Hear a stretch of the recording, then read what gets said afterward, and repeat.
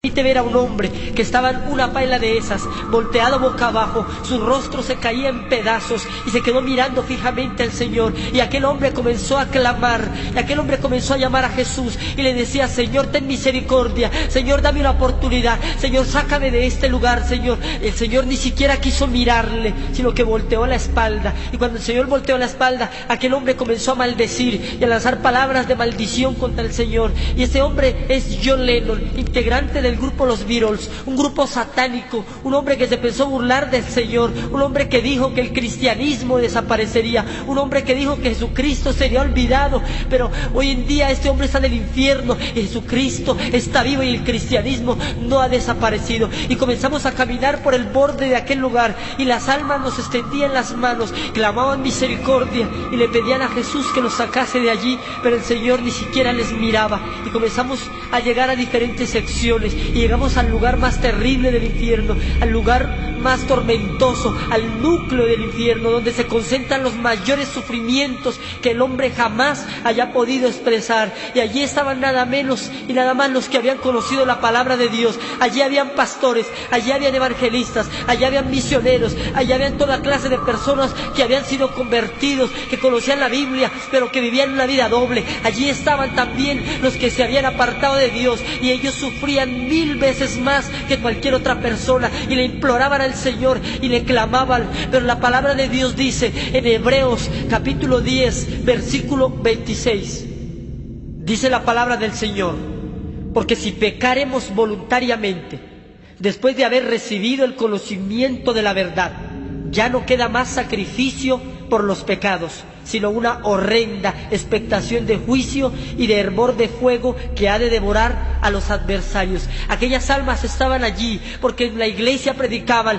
en la iglesia ayunaban, en la iglesia cantaban y levantaban sus manos, pero en la calle y en sus casas adulteraban, fornicaban, mentían, robaban, y a Dios no le podemos engañar. La Biblia dice que el que mucho se le da, entonces mucho se le demandará. Allí Dios nos permitió ver a dos mujeres que habían sido hermanas y cristianas aquí en la tierra también, pero aquellas mujeres no habían vivido una vida recta delante de Dios, y la una le decía a la otra: maldita, por tu culpa estoy en este lugar, porque tú no me predicaste un evangelio santo, porque tú no me hablaste de la verdad, y por tu culpa estoy aquí en el infierno. Y la una a la otra se injuriaban en medio del fuego, y la una a la otra se odiaban, porque en el infierno no hay amor, no hay misericordia, ni hay perdón. Aquí estaban las almas de miles de personas que habían conocido la palabra de Dios, pero sus vidas no habían sido íntegras delante de su bendita presencia. Con Dios no podemos jugar, ni con el fuego del infierno, nos decía el Señor. El Señor nos dijo en ese entonces, en ese momento, nos dijo: hijos,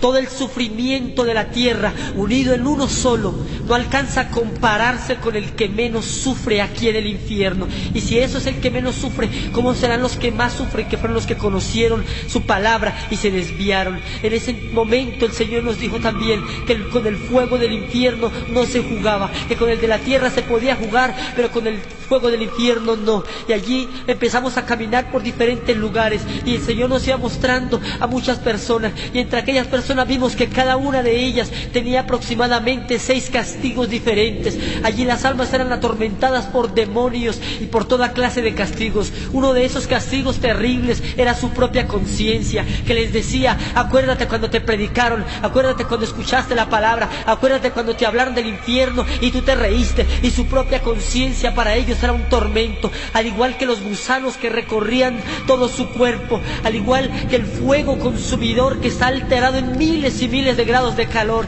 Esa es la recompensa que el diablo tiene para todos los que le buscan y para todos los que lo siguen. Dice la palabra del Señor en Apocalipsis capítulo 21 versículo 8: pero los cobardes e incrédulos, los abominables y homicidas, los fornicarios y hechiceros, los idólatras y todos los mentirosos tendrán su parte en el lago que arde con fuego y azufre, que es la muerte segunda. Y allí en ese momento el Señor nos permitió ver a un hombre que había matado 6 personas, y aquellas personas que había asesinado estaban a su alrededor y lo culpaban y le decían: por tu culpa estamos aquí en este lugar, por tu culpa. Y aquel hombre se tapaba sus oídos y no quería escucharlos, pero no podía evitarlo, porque del infierno los sentidos se agudizan. Allí las almas también eran atormentadas por una sed intolerable, una sed insaciable, así como como la del rico de la historia, que tan solo con una gota de agua saciarían su sed. Dice la palabra de Dios en Isaías capítulo 34,